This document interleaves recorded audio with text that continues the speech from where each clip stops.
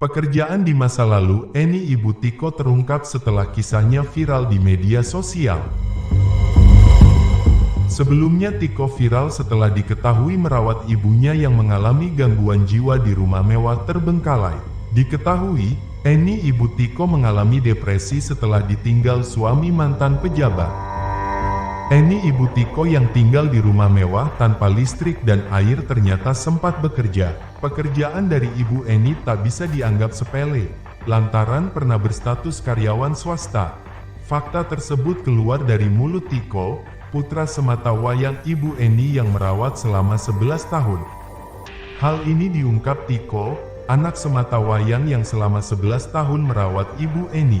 Kata Tiko, sang ibu dulunya pernah bekerja di sebuah perusahaan dan menempati posisi di Departemen Keuangan.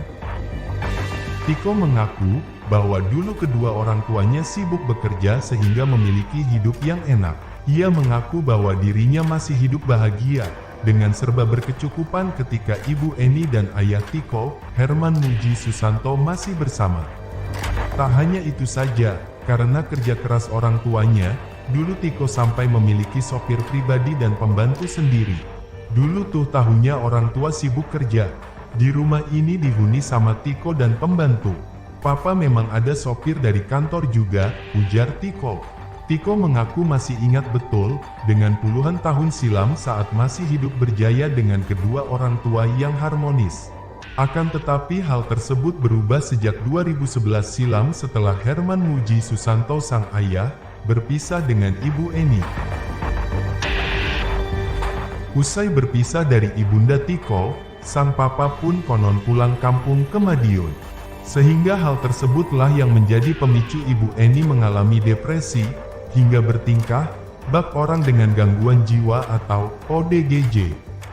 Sementara itu, seingat Tiko, sang ayah berusia 80-an saat bercerai dengan ibunda ketika dirinya masih kecil. Mengakui ibunya ODGJ, Tiko sempat menolak saat ibu Eni dibawa dinas sosial ke rumah sakit jiwa.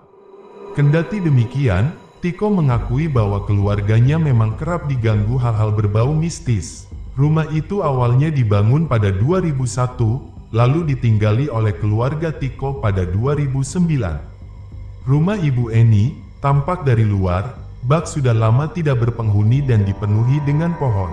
Selain itu juga, tidak ada lagi lampu satupun yang menyala di rumah tersebut. Tiko diketahui, adalah seorang pemuda yang merawat bundanya bernama Eni yang tinggal di rumah mewah tanpa listrik dan air. Oleh sebab itu, Tiko dan ibu Eni bahkan sampai menada air hujan untuk mandi dan masak. Tiko yang saat ini beranjak dewasa, memilih tetap bersama ibunya meski jalan yang ia ambil cukup berat. Dari keterangan Satpam Komplek, rumah itu sudah terbengkalai sejak 30 tahun. Karena ibunya depresi ditinggal suaminya ke Pulau Jawa. Data kependudukan ibu ini juga gak ada. Jadi kita tidak tahu nama lengkapnya, ucap Nyong Ale dilansir dari Bangbreng TV. Di sisi lain, ibu Eni sangat sensitif dengan orang asing. Bahkan beberapa kali menyerang orang yang datang ke rumahnya. Hal inilah yang membuat rumah tersebut tidak terurus dengan baik. Sang ibu juga sempat marah-marah saat ada orang asing datang.